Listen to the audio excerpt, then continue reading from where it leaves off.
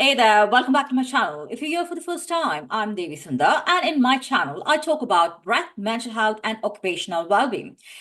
You might have a question why you have to listen to me. I'm a respiratory physiotherapist, psychotherapist, and neuroscience coach, and currently upskilling myself in hypnotherapy and Ayurveda with a passion to promote workplace wellnesses. I firmly believe the importance of evidence-based healthcare practices. Today is World Mental Health Day, and I'm exploring an important question. Is presentism more dangerous than absenteeism?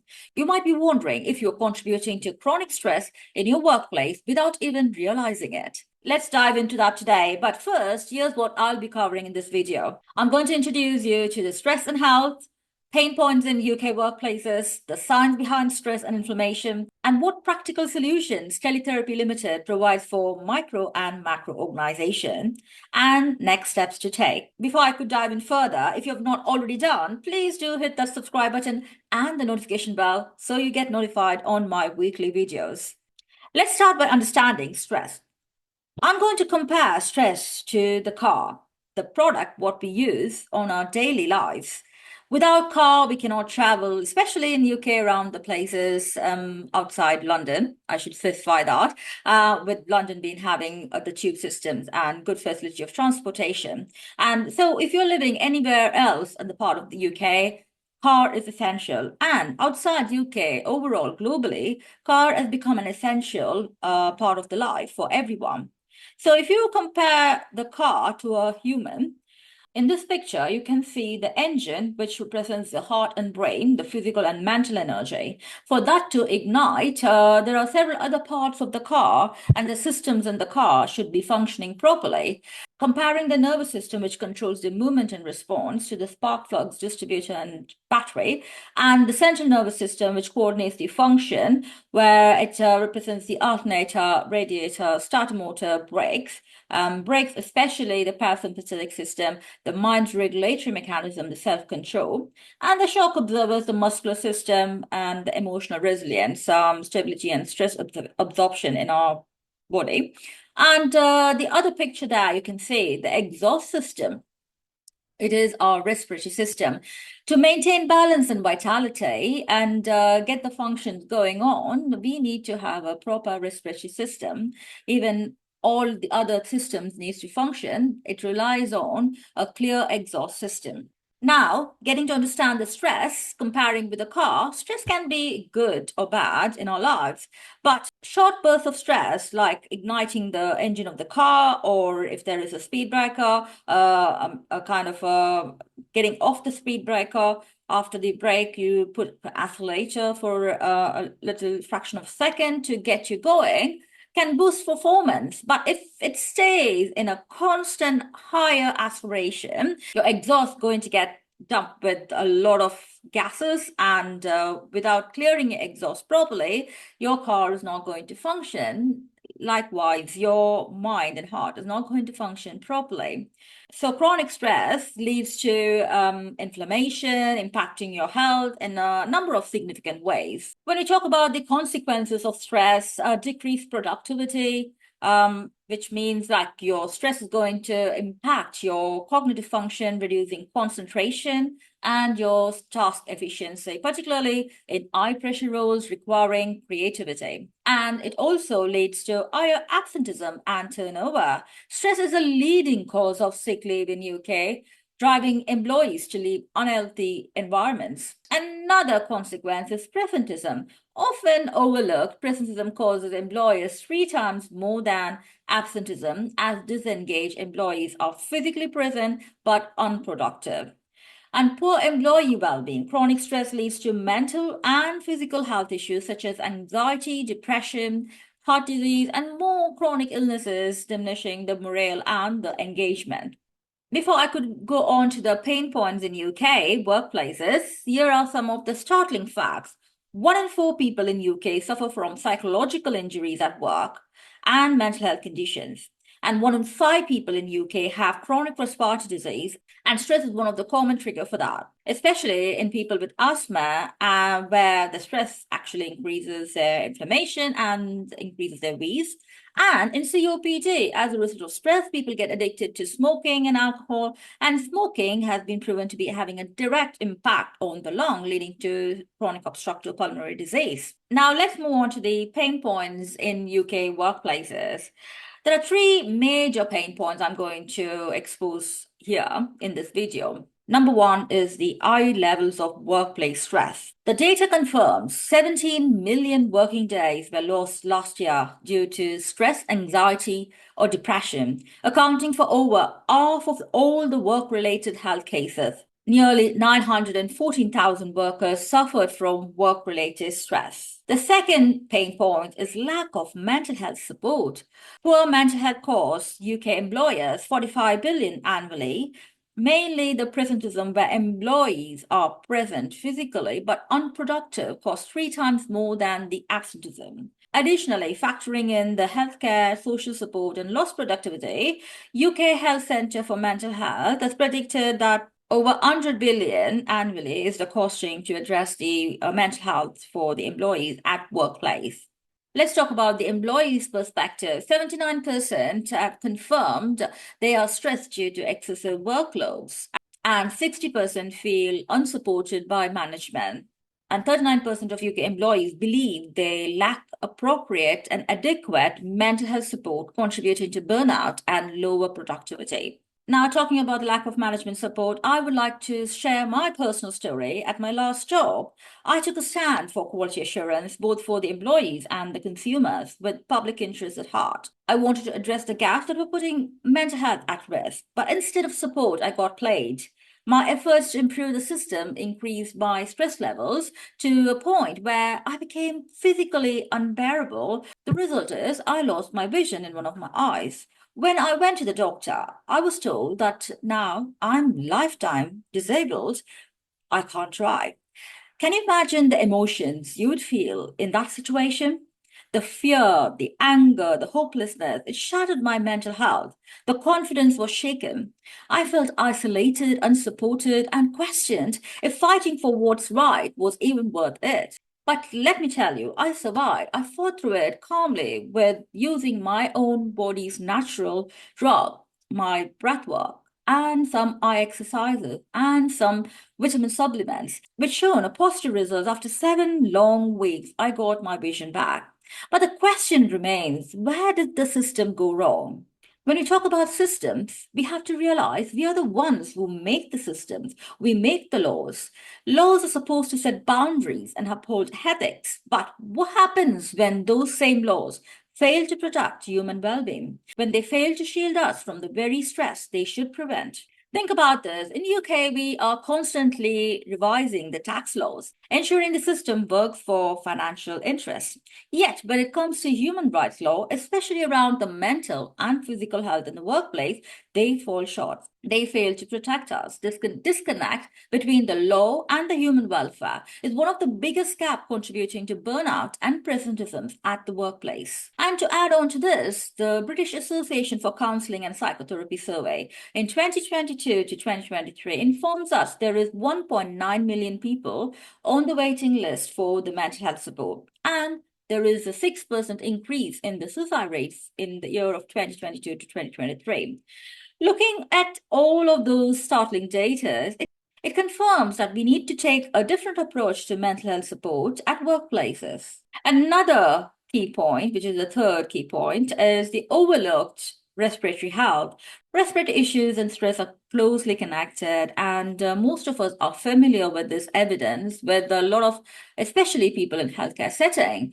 And poor lung health can worsen the stress level, affecting both the cognitive function and the performance and overall quality of life for people with respiratory issues or without any chronic respiratory condition. But still, we have not revised the occupational health law regarding the respiratory health at workplaces. Now, let me take you to the science behind the stress and inflammation. In many of my previous videos, I've spoken about how inflammation affects the immunity and the lung function and overall cell metabolism. There are a few videos which I have put in the description box below, which you can click and get to know more about it. But the basic understanding here is High levels of stress, which I mean by high levels of chronic stress, increases inflammation, which is slow burning fire in our body. And that increases the cortisol levels, which increases the inflammation. And the low grade of inflammation is also linked to the burnout, which weakens the immune system. Neuroscientifically talking, long-term stress is going to impact the amygdala, which is the emotional center, which consumes all the emotional responses towards the threatening situation. Here in the modern world, at workplaces, the threats, or I shall label as demons, are the apprehension, fear, shame, and competition, jealousy. And these causes our systems to malfunction due to false visualization of threatening consequences, which we label as anxiety. While that is happening, that actually shrinks our prefrontal cortex, which affects the decision-making skills, which humans have been created and have greater capacity to do compared to the other organisms in the world. So further going in depth, the stress impacts our gut due to the inflammation, leading to inappropriate digestive. Most of the IBS symptoms are related to the anxiety and the inflammation. So I believe now you got an overview of how stress and inflammation are connected and how it creates a devastating impact on our human body. Do you know incorrect breathing increases inflammation, lowers immunity, and fastens aging? We all take our breathing for granted because it is by nature set at autopilot by our autonomic nervous system. But do you know how many times you breathe per day? And how many times it is linked to our negative thoughts, which increases the cycle of, again, the inflammation due to false threats around us. So get to know more about it, I've spoken this in detail in my video, How Stress Sabotages Your Breathing. And so you can click the link below and get to know more about that.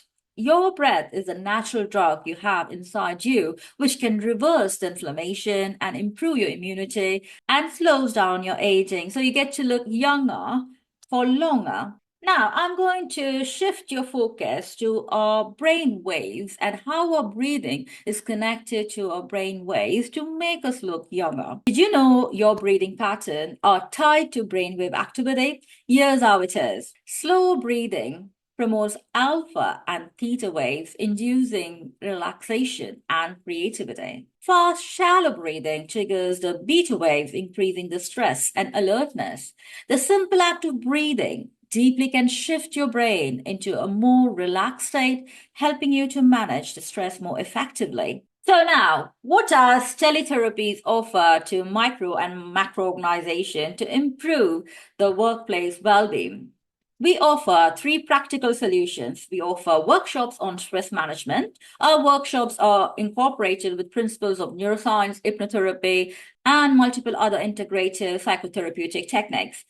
Majorly, we focus on the breath work and mindfulness, and evidence confirm that these two alone can reduce your cortisol levels by 50%. And as I'm from South India, I would like to share the wealth of health to the population here. So in our program, we incorporate KONNAKOL, the art of performing percussion syllabus, Skle in South Indian Carnatic music, which has proven to improve the mental clarity. The second solution we offer is unique. We offer ISO 45003 training, creating a psychologically safe workplaces to improve your mental health and reduce staff turnover. We offer this ISO 45003 training to both employers and employees, humanizing the mental health support offered in the workplaces. And the third component in our solutions to workplace is respiratory health programs. Again, we incorporate the principle of neuroscience, respiratory physiology, and integrative psychotherapeutic technique to boost lung health and mental health to support resilience to stress. Breathing isn't just oxygen. It helps to reduce the oxidative stress in the body if done rightly, and which plays a major role in preventing the cell damage and chronic disease. By breathing mindfully, you can shift your brain waves to promote calmness, focus, and productivity. Now, let's get practical. I'm going to give you two quick tips for instant calm and mental focus. Are you ready? Started with sitting back comfortably in your chair or on the ground, wherever you feel comfortable, and your shoulders broad and your hands. You have a choice here. You can place your hand on your chest and your upper abdomen, or you can rest your hands on your lap. So it is up to you. I'm going to have my hands up here because you're going to follow the direction of my finger movement when I'm breathing in and breathing out as well. My finger movements are going to go faster during breathing in. And while you're breathing out, I'm going to move my fingers slowly down and you're going to the follow my fingers until it goes down out of your sight. So you keep breathing out and until my finger is out of your sight. Ready? So let's get started. So we are going to take 2 breaths in a sequence and then breathing out longer. And this is called physiological sigh.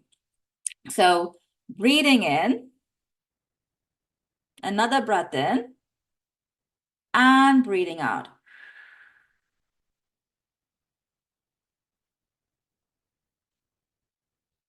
Breathing in, another breath in, and breathing out.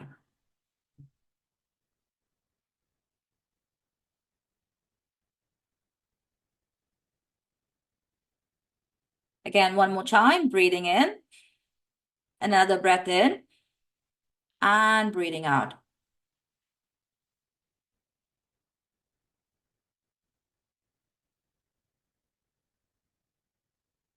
So you can repeat this for continuous 1 minute or 5 to 10 cycles so that you can feel that instant calm in your body and mind. The second tip is KONNAKOL, the art of performing percussion syllables vocally in the South Indian Carnatic music. And it goes by 4 and 3, so totally 7 syllables here. You can choose this to match your rhythm of your breathing or with the Carnatic music or the music of a drum. In South Indian, it is more related to the drums. In South India, it's more related to talas with the drum beats. And now let's go on to the syllabus here. So the syllabus is totally 7. And as I mentioned, 4 and 3. And you're going to use your hands for that with your vocal percussion, that is repeating the syllabus with your hand movements. So now watch my hand, and I'm going to use her, her, ti, me, her, her, ta. Let's repeat it again. Her, her, ti, me, her, her, ta. One more time. Her, her, ti, mi, ta, ka, ta. Ta, ka, ti, mi, ta, ka, ta. So it actually goes with the rhythm of the drums more well, or you can use to tap on your body. So you can do ta, ka, ti, mi, ta, ka, ta. Ta, ka, ti, mi, ta, ka, ta. Ta, ka, ti, mi, ta, ka, ta. Ta, ka, ti, mi, ta, ka, ta. So you can even do it with your partner, and it goes like ta, ka, ti, mi, ta, ka, ta. Ta, ka, ti, mi, ta, ka, ta. So I hope you enjoyed these 2 quick tips for instant calm and mental focus. And now you might ask me the question, why this matters, why the workplaces should choose our solutions to implement in their organization. We have a strong data in UK that stress-related conditions cost UK employers over 45 billion annually. So if you're going to invest in our solutions, what we provide, for every £1 spent on workplace well-being, a return of £5 in improved productivity can be witnessed. Thanks for watching, and I love to help bring these solutions to your organization. So don't forget to take the action. Feel free to reach out and let's chat about how we can reduce stress and improve well-being in your workplaces. Remember, little change in breathing can make a huge difference. Don't forget to like, subscribe, and hit that notification bell for more similar content. Until next time, breathe deeply and take care. Signing off, Devi Sundar.